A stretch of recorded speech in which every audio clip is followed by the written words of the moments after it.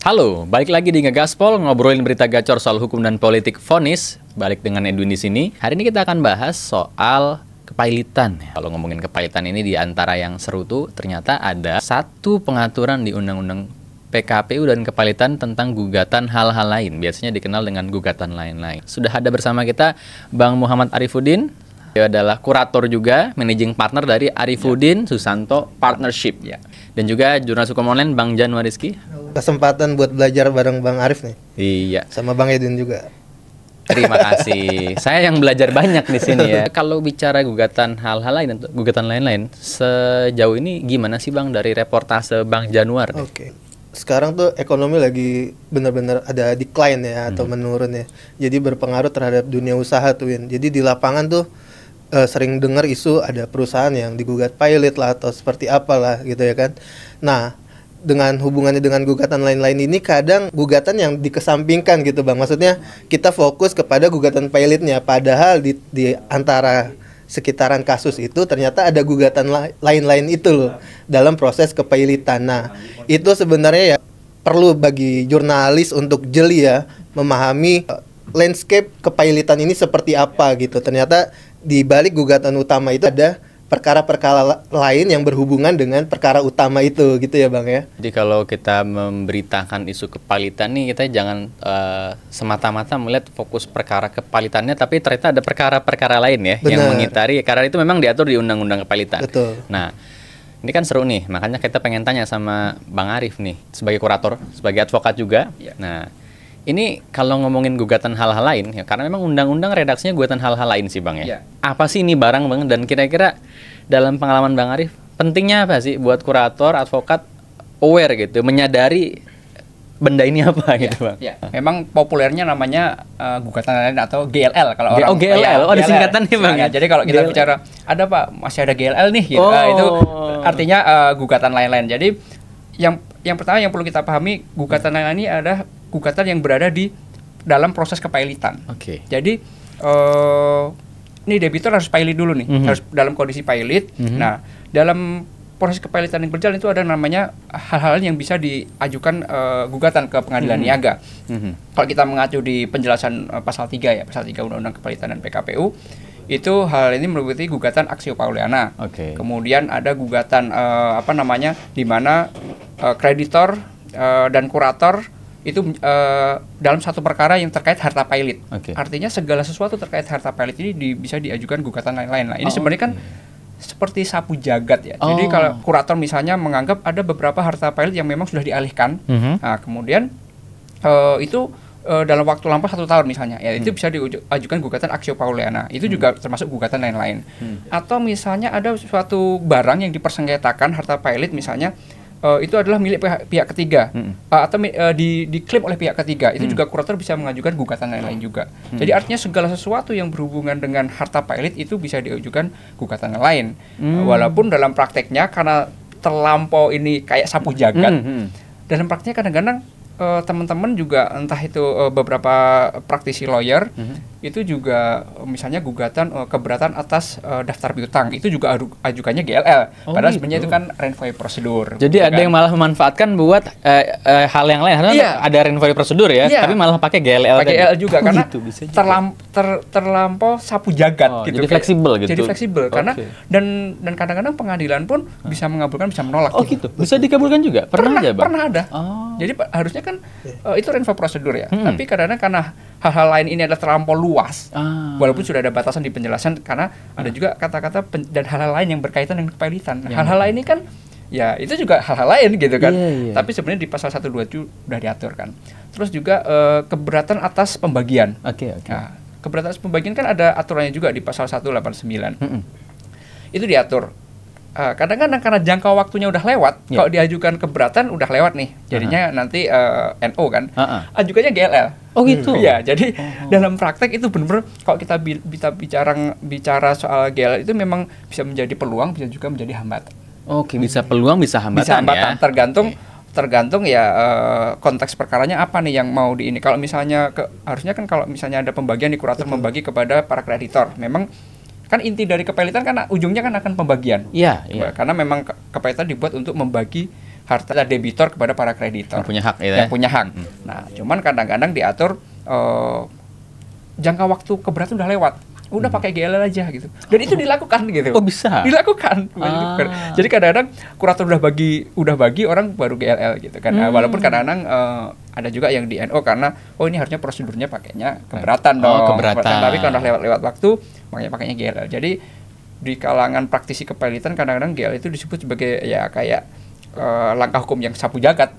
Apapun yang enggak. Oh, ini udah lewat udah pakai GLL. Keberatan udah lewat pakai GL aja gitu. Jadi itu prakteknya di sini jadi peluang. Gitu. Gitu sih, jadi tahu kita nih kan cara kerja. Betul. Upaya lain ya Bang ya. Betul. Dalam berbagai kasus yang mungkin Bang Junior pernah reportase gitu ya.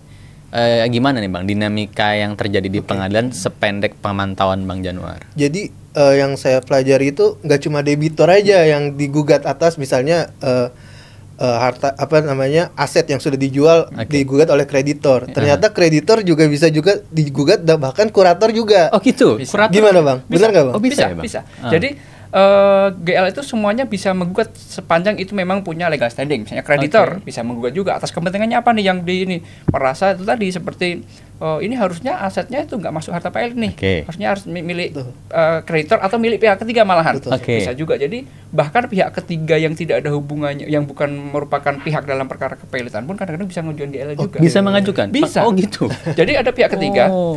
Pihak ketiga yang asetnya dimasukkan kurator ke dalam budal pailit dalam daftar pencatatan harta pailit. Nah, itu pihak ketiga bisa menggugat dengan gugatan lain-lain. Jadi memang ini padahal bukan pihak. Bukan pihak ya. Apalagi yang pihak pasti bisa. Kreditor bisa, kurator bisa, dan kita juga pernah lakukan, kita gugat Aksio Pauliana terkait pengalihan saham juga bisa kita. Yang penting jangka waktunya kalau diatur di undang-undang kan setahun ya, paling lama setahun sebelum putusan pailit. Jadi itu juga kurator juga bisa, debitor juga bisa. Debitor pun bisa walaupun secara dia kan sedang dibagi hartanya. Bisa dan kejadian gitu. Gitu kejadian debitor mengajukan GLL juga, tapi walaupun akhirnya ditolak. Tapi artinya peluang itu terbuka, diberi ruang, diberi peluang untuk memang bisa mengajukan gugatan. Dan memang kadang-kadang gugatan lain sekarang sudah kadang-kadang bisa menghambat bisa jadi kayak orang kurator mau eksekusi harta pailit karena kepemilikannya digugat, kadang-kadang kita hold gitu kan. Siapa tahu memang bener gitu kan. Atau tadi pembagian udah lewat waktu tiba-tiba masuk GLL. GLL yang untuk melawan daftar pembagian walaupun seharusnya kan keberatan, tapi kan udah lewat orang pakai GLL. Kadang-kadang kurator untuk menjaga biar ya udahlah kita tunggulah hasil GLL-nya gitu. Ditungguin aja deh kalau aja gitu. Tapi menarik tadi Bang Arif bilang bahkan sedang dibagi masuk GLL gitu ya. Ada yang mengajukan. Kalau kejadiannya begitu biasanya gimana nih Bang yang terjadi ngeresponnya? Ya kalau dalam praktek kurator lah misalnya ngerespon. Kalau dari sisi kurator, kalau dalam praktek misalnya kita sudah sepanjang misalnya kita daftar pembagian kan udah harus diiklankan, kemudian penyediaannya kita umumkan koran, lewat tenggang waktu maka kita bagi. Nah, tapi pada saat udah dibagi semua baru muncul GL ya kita udah bagi gitu. Tapi kalau misalnya belum sempat kita bagi, tiba-tiba masuk GL maka kita tunggu. Gitu. Kalau kadang-kadang gimana kepastiannya kan itu nggak ada hubungannya ya, tetap kita berhati-hati aja. Atas kehati-hatian ya. Jadi kita kita tunggu aja dulu GL-nya gitu. Dalam hal ini jadi durasi lebih panjang ya. Lebih panjang. Menunggu ini berproses GL-nya apakah di NO, apakah kemudian diputus seperti apa gitu ya. Walaupun sebenarnya kalau keberatan udah lewat ya kurator harus bagi, berarti kan udah berkekuatan hukum tetap. Tapi karena digugat, artinya kita jadi ini kan digugat walaupun udah lewat tapi kan digugat nih sekarang. Nah, kita harus selesaikan. Toh GL ini acaranya kan seperti hukum acaranya seperti undang-undang acara kepailitan, permohonan kepailitan, artinya nggak terlalu panjang juga. 60 hari ya Bang? 60 hari. Jadi bahkan kadang-kadang lebih cepat. Jadi tujuannya itu untuk menciptakan keadilan bagi semua pihak ya Bang ya, baik debitor, kreditor ataupun pihak ketiga tadi. Lebih ke hati-hati sih kalau kita di kurator. Jangan sampai nanti kita udah bagi ternyata putusannya dikabul. Artinya dan berubah nih susunan pembagiannya itu. Kalau misalnya asetnya masih banyak dan dibagi sedikit sih mungkin nggak ada masalah ya. Kalau berubah mungkin kita bisa bagi dari aset yang selanjutnya. Yang jadi masalah ketika memang asetnya itulah aset satu-satunya atau itu aset terakhir. Aset terakhir kita bagi, ada gugatan dikabulin. Bayarnya pakai siapa? Pakai uang siapa? Siapa yang bayar gitu. Siapa yang mau bayar? Orang kurang gitu. Malah kurang. Makanya kadang-kadang kurator itu lebih harus hati-hati kalau ada GL ya kita harus perhatikan. Tadi durasinya 60 hari ya Pak? 60 hari.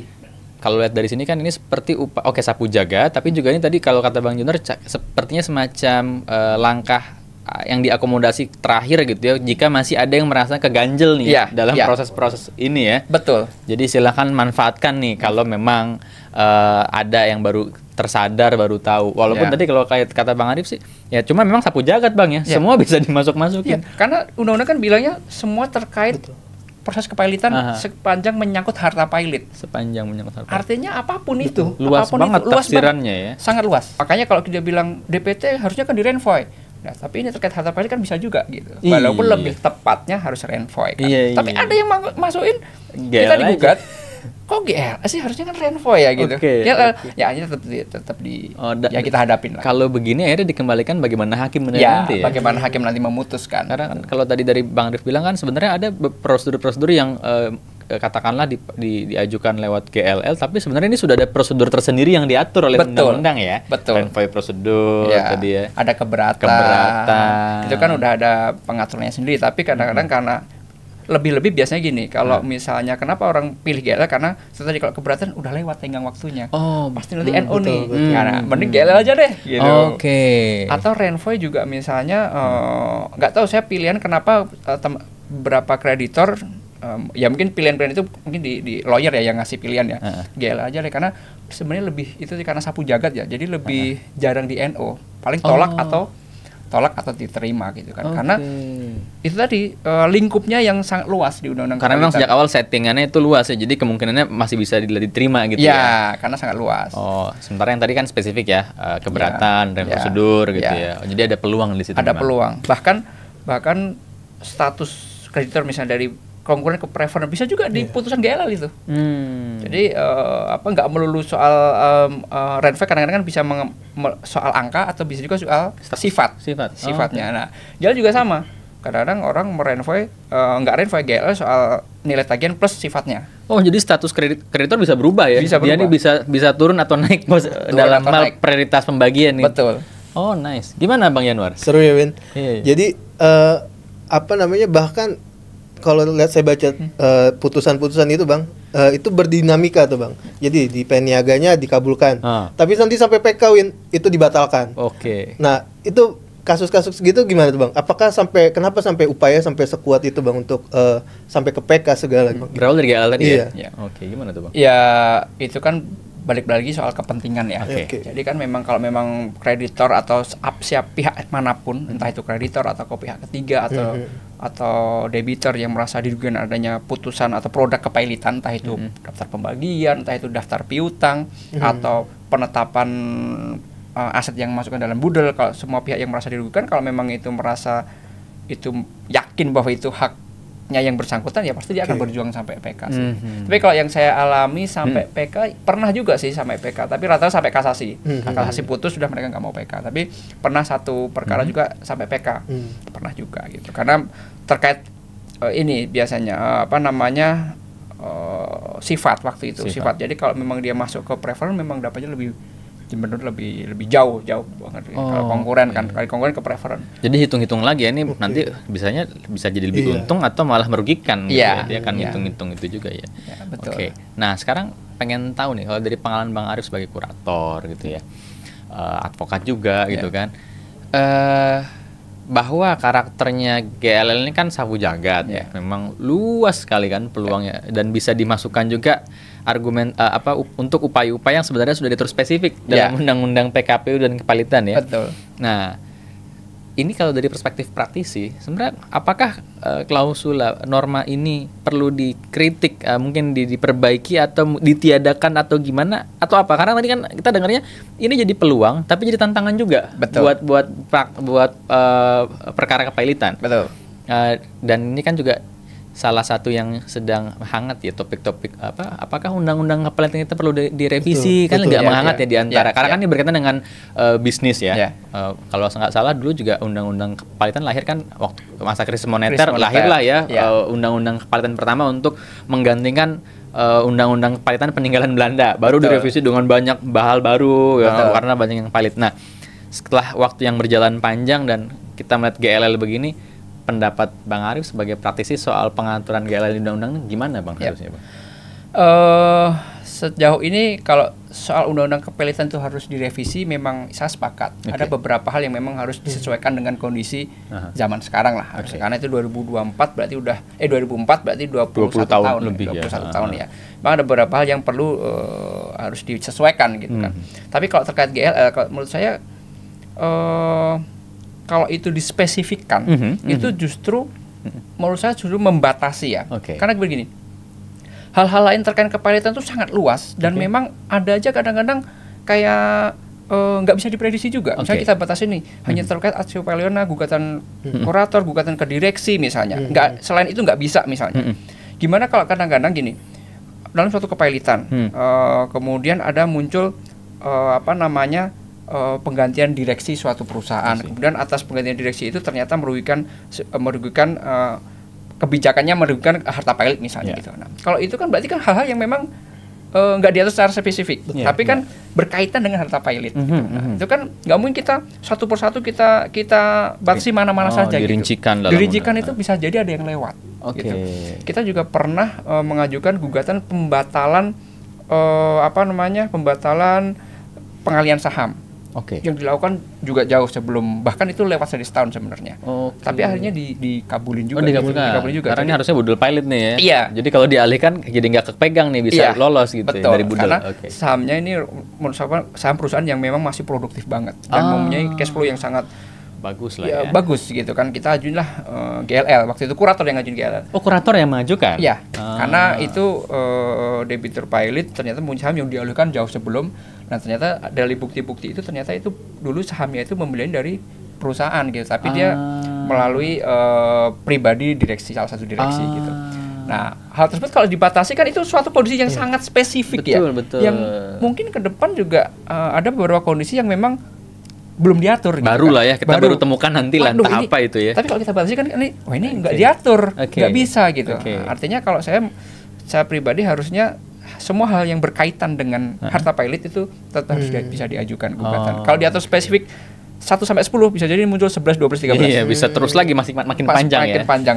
Misalnya sepanjang berkaitan dengan harta pilot, yaitu boleh diajukan. Jadi nampaknya kalau begitu memang fitur gugatan lain-lainnya GLL ini, gugatan hal ini memang biarkan saja terus ada ya. Biarkan saja terus ada. Berkembang dalam dinamika peradilan aja ya. Bagaimana nanti kalau misalnya batasnya apa, kita lihat bagaimana pengadilan memberikan penilaian-penilaian gitu ya, seperti apa. Ya, betul, tapi memang harusnya sesuatu yang diatur sudah secara spesifik di pasal-pasal lain harusnya jangan digunakan di jadi kalau memang sudah ada pengaturan spesifiknya dikembalikan nih, harusnya pakai prosedur yang ini. Betul. Jangan juga karena sapu jagat semuanya pakai GLL. Padahal udah ada prosedurnya sendiri, udah diatur khusus, malah pakainya GLL masuk juga. Sebaiknya yang itu ditertibkan gitu ya. Itu. Tapi bahwa GLL ini perlu dalam praktek untuk menjadi fitur ya, membantu agar proses kepelitan ini bisa fair gitu dalam prosesnya, tetap perlu gitu. Tetap perlu. Karena itu kepelitan itu sangat kompleks. Betul. Ya. Nggak melulu soal harta punya pihak ketiga, itu kadang-kadang harta pilot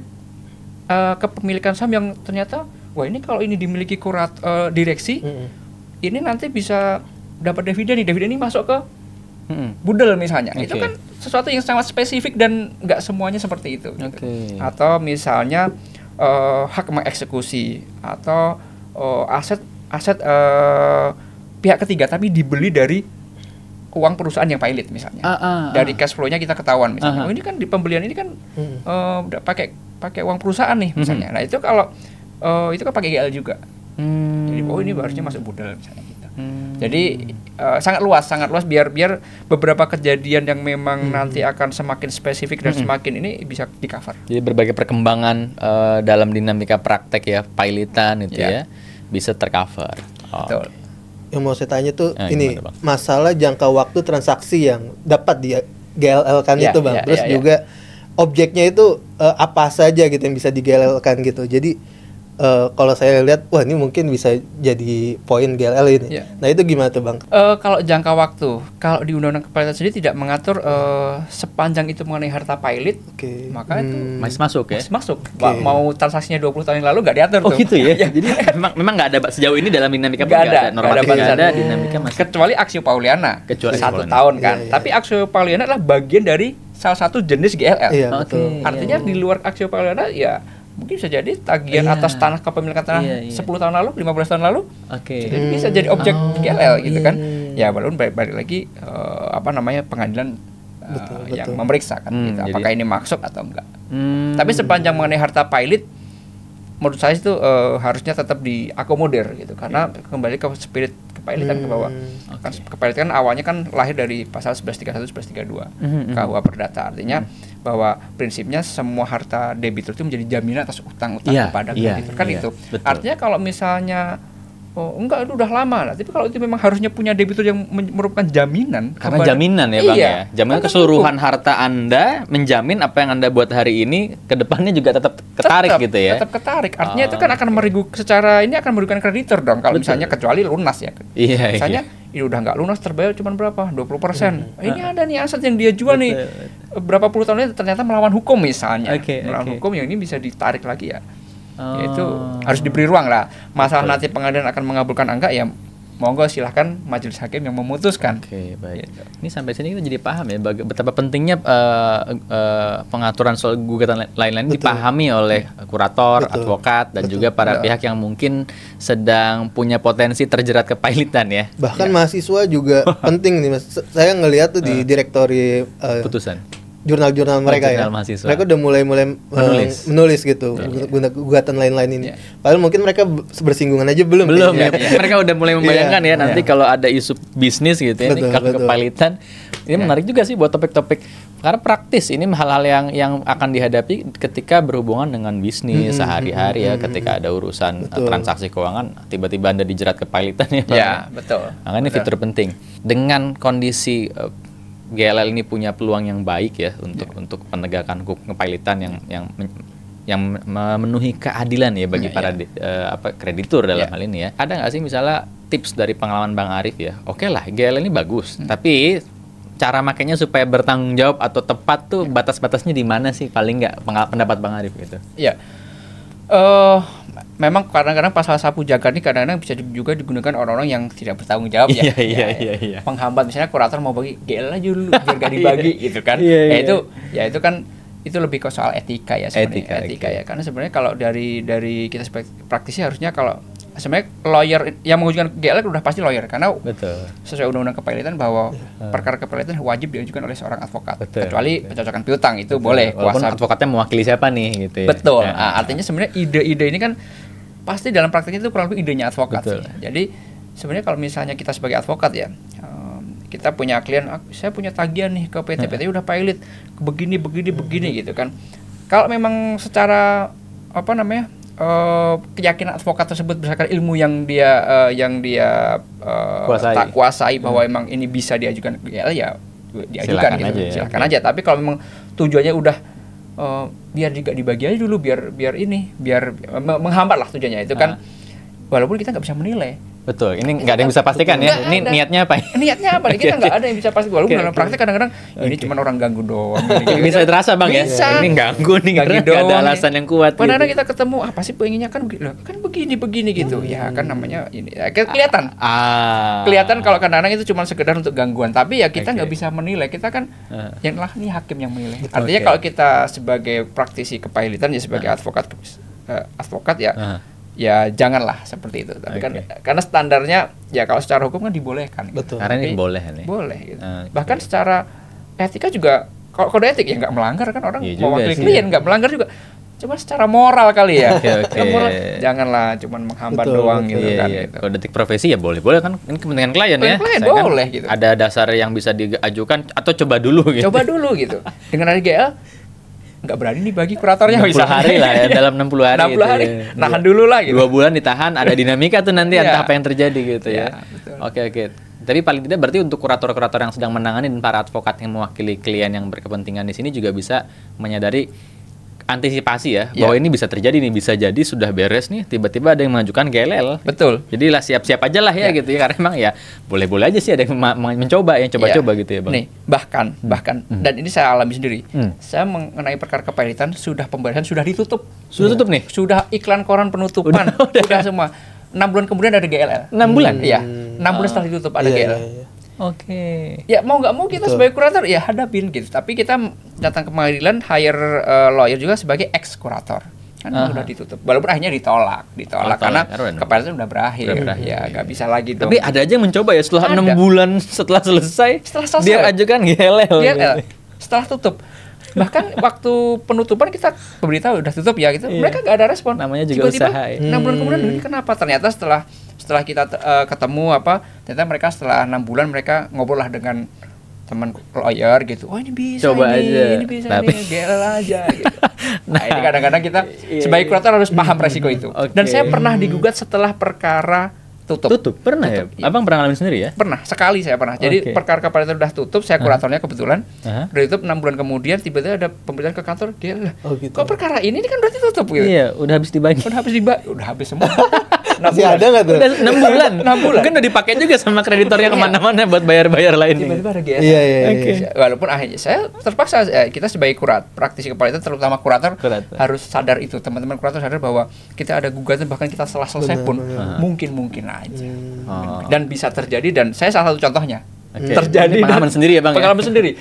Terjadi walaupun akhirnya ditolak ya. Ditolak ya. Jelas alasannya bahwa kepalitan udah berakhir, maka tidak bisa lagi diucapkan. Jadi pengadilan diproses tapi ditolak tetap diproses, tetap ya pengajuan gugatan, jawaban, pembuktian tetap. Artinya dari memang pengadilan tidak meng-NO kan ya? Tidak. Walaupun sudah 6 bulan berlalu, sudah ada habis dibagi, mereka udah tahu gitu ya. Menolak aja. Amarnya menolak. Jadi, berarti akhirnya sempat masuk tahap persidangan diproses gitu diproses. ya? Diproses, bahkan kasasi. Kasasi juga. Kasasi kalau nggak salah, jadi total itu saya setahun lah. Setahun Bang? Setahun dari sejak itu baru beres. Ini 6 bulan, kemudian proses persidangan berapa bulan, kasasi. Untung kasasinya 3 bulan udah keluar putusannya. Tolak juga gitu. Jadi setelah 6 bulan habis dibagi, udah tutup, masuk itu gugatan, akhirnya berproses lagi sampai setahun sampai kasasi. Iya. Sampai kasasi. Lama juga ya Bang ya. Dan itu yang menggugat, klien yang menggugat agak berharap itu setahun ya. Iya, agak benar karena kreditor juga kan. Iya, kreditor berharap ya. Tapi kita juga tahu lah ujungnya ini bisa diprediksi sebetulnya Bang ya. Iya, karena kenapa nggak menggugat waktu pembagian daftar penutup? Iya. Kan pembagian penutup. Jadi pada proses ke penutup sampai dengan tutup beneran itu juga lumayan lama loh. Iya. Pembagian tahap penutup kan ada perlawanan tuh, dia nggak ngelawan. Terima uang pembagiannya, terima. Habis itu proses penutupan nih, ada laporan pertanggungjawaban kurator, bla bla bla, penetapan pengadilan mengenai penutupan, iklan koran penutupan kita beritahukan. Itu kan proses juga dari pembagian penutup ke tutup itu sekitar 1 sampai 2 bulan lah sampai dengan tutup beneran clear gitu kan. Nah, dia tuh 6 bulan setelah tutup. Jadi kayaknya kalau dihitung dari pembagian juga 8 bulan. Penasaran juga nih. Tiba-tiba waduh, ya kita ini gugatan sekitar 2 bulan kalau nggak salah itu tolak, terus mereka kasasi dari register kontra memori sampai dengan putus itu sekitar 6 bulan juga lah. Dari permohonan dari menyatakan kasasi ya sampai dengan putus itu 6 bulan. Jadi setahun baru selesai. Untuk hasil yang kalau Bang Arif sudah bisa baca ya. Ya ini sih hasilnya kebaca, tapi udah kita ladeni saja gitu. Kita kan effort lagi. Tapi jadi dapat tambahan kerjaan ya Bang, karena kurator yang kena ya. Artinya kita udah kerjaan kita sudah selesai. Kurator yang digugat nih ya. Sebagai kurator ya Bang. Sebagai kurator. Iya, baiklah. Oke deh, ini kayaknya kita dapat sudut pandang yang menarik ya Bang Januar ya. Topik gugatan lainnya seru banget sih ternyata. Pengalaman pribadi Bang Arif sendiri menunjukkan ya. Jadi memang ini pasal sapu jagat, fitur sapu jagat yang peluang bisa jadi peluang, bisa jadi tantangan. Bisa jadi hambatan juga. Bisa jadi hambatan. Jadi peluang, tantangan, hambatan. Kalau sebagai kurator berarti itu bisa tantangan, bisa hambatan, ya bisa peluang tiga-tiganya. Bisa peluang juga karena namanya masih usaha lagi. Karena kurator pun boleh menggunakan fitur ini nanti. Baik. Oke. Sampai di sini episode kali ini kita dapat sudut pandang yang menarik ya dari reportase hukum online sudah dikonfirmasi bersama pakar oleh Bang Arif sebagai kurator. Kalau mau tahu lebih lanjut nanti ya datang aja ke Bang Arif langsung ya konsultasi ke kantornya ya. Kalau di topik podcast hari ini kan kita membicarakan gambaran umumnya, tapi seru banget tadi Bang Arif udah mengalami langsung nih sebagai kurator yang digugat dengan GLL. Dan kita dengar tadi ceritanya gimana. Oke, mudah-mudahan ini cukup ngasih sudut pandang, cukup ngasih pengetahuan buat para penonton podcast hukum online. Jangan lupa like, komen, dan share video ini. Jangan lupa juga tonton episode Ngegaspol sebelumnya. Sampai jumpa di episode berikutnya. Bye-bye. Terima kasih.